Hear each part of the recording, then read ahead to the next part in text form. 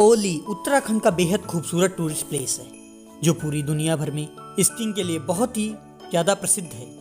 यह जगह समुद्र तल से 2800 मीटर की ऊंचाई पर स्थित है। यहाँ से नंदा देवी पीक, मान पर्वत पीक के शानदार और अद्भुत नज़ारे भी देखे जा सकते हैं। यहाँ हर साल स्कीइंग का कंपटीशन भी होता है। तो चलिए दोस्तों, आज मैं आपको ले चलता हूँ ओली और बताऊँगा कि कैसे आप ओली घूमने आ सकते हैं और क्या है ओली घूमने का सही तरीका। दोस्तों, अगर आपको वीडियो अच्छी लगे तो प्लीज़ लाइक और चैनल को सब्सक्राइब ज़रूर करें। तो चलिए दोस्तों, अब बात करते हैं ओली कैसे पहुंचा जाए। आप देश के किसी भी कोने में मौजूद हों तो हरिद्वार या देहरादून तक आपको ज़रूर आना होगा। अगर आप बाई फ्लाइट आना चाहते हैं तो नज़दीकी एयरपोर्ट है देहरादून में स्थित है। देहरादून से ओली की डिस्टेंस 278 किलोमीटर है। देहरादून से ओली की दूरी आपको बाई रोड ही तय करनी पड़ेगी।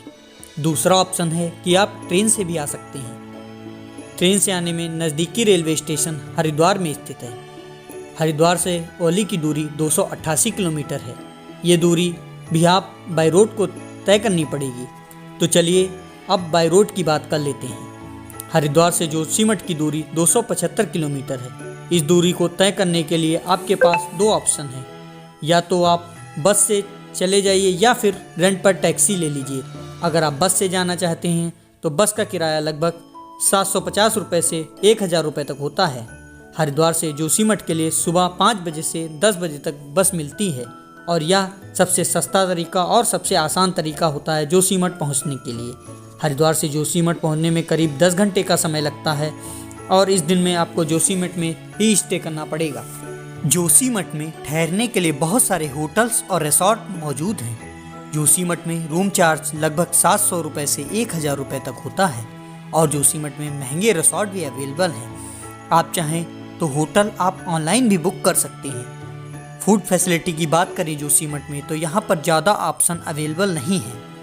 यहाँ पर कुछ चुनिंदा ऑप्शन ही हैं, परंतु आपको जोशीमठ में जनरल फूड बड़ी आसानी से मिल जाएगा। नेक्स्ट डे आप जोशीमठ से ओली के लिए जा सकते हैं। जोशीमठ से ओली जाने के लिए भी दो अलग अलग रास्ते हैं। या फिर आप बाई रोड चले जाइए या फिर आप बाई रोपवे जा सकते हैं। दोनों तरीकों के बारे में आज मैं डिटेल में इस वीडियो में बताऊंगा। तो दोस्तों, वीडियो को लास्ट तक देखें। तो चलिए करते हैं पहले रास्ते की बात। जोशीमठ से ओली जाने के लिए अगर आप बाई रोड जाना चाहते हैं तो आपको जोशीमठ से टैक्सी लेनी होती है। ओली के लिए यह जर्नी 10 किलोमीटर की होती है जिसमें लगभग 1 घंटे का समय लगता है। यह टैक्सी आपको GN विन रिसोर्ट के पास ड्रॉप करेगी। वहाँ से आगे रोड खत्म हो जाता है। उसके आगे आपको किसी वाहन से आगे नहीं जान पाएंगे। यही फाइनल पॉइंट है ओली बाई रोड जाने का। अगर आप ओली में स्टे करना चाहते हैं तो यहाँ पर कई रिसोर्ट्स हैं जिनका किराया कुछ महंगा होता है, जो 1000 रुपये से 2500 रुपये तक होता है। उसके बाद ओली के टॉप पॉइंट पर जाने के लिए आपको चेयर लिफ्ट का सहारा लेना होगा। चेयर लिफ्ट का टिकट एक पैसेंजर का रहता है करीब 300 से 500 रुपये तक। चेयर लिफ्ट से आप पॉइंट नंबर 8 तक जाएंगे। पॉइंट नंबर 8 वो जगह है जहां पर स्कीइंग कराई जाती है और बहुत सारी एडवेंचरस एक्टिविटीज़ वहीं पर होती हैं। ये था बाई रोड जाने का तरीका। लेकिन दोस्तों, विंटर सीजन में नवंबर से मार्च तक बहुत ज़्यादा स्नोफॉल हो जाने के कारण कभी कभी यहाँ पर रोड ब्लॉक हो जाता है, तो आप बाई रोड नहीं पहुँच सकते हैं। तो चलिए दोस्तों, अब मैं आपको बताता हूँ रोप वे से आप कैसे जोशीमठ पहुँच सकते हैं। जोशीमठ में रोप वे टिकट काउंटर है। वहाँ से आप टिकट लीजिए। टिकट का चार्ज एक पैसेंजर का 1000 रुपये रहता है, जो दोनों ओर से राउंड ट्रिप का होता है। दोस्तों, जोशीमठ से ओली जाने का ट्रैक डिस्टेंस लगभग 4 किलोमीटर है और इसमें 25 मिनट का समय लगता है और टिकट की वैलिडिटी 3 दिन तक रहती है। रोप वे से जाने से सबसे अच्छी बात यह है, इसमें 10 अलग अलग पॉइंट हैं।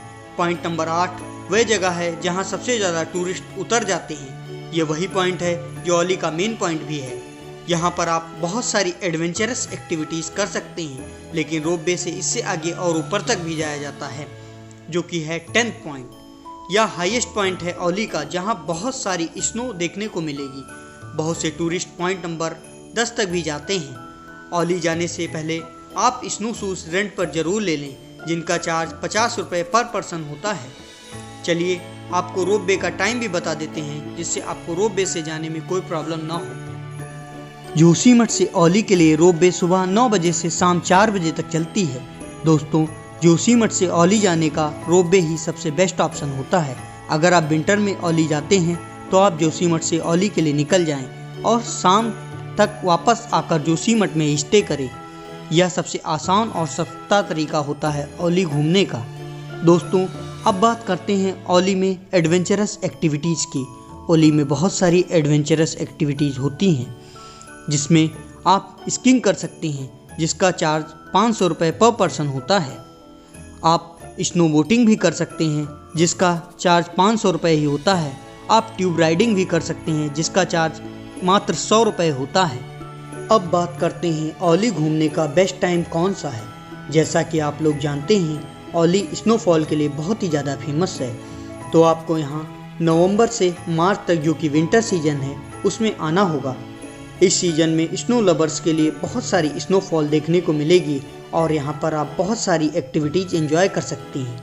दोस्तों, अब बात करते हैं औली बजट की।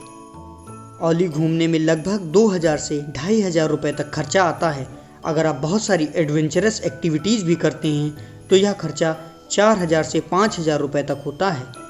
यह दोस्तों थी पूरी जानकारी औली घूमने की। Thank you so much for watching. Please channel को सब्सक्राइब कर लें ताकि आगे आने वाले वीडियो को नोटिफिकेशन आपको मिल सके। Thank you so much for watching.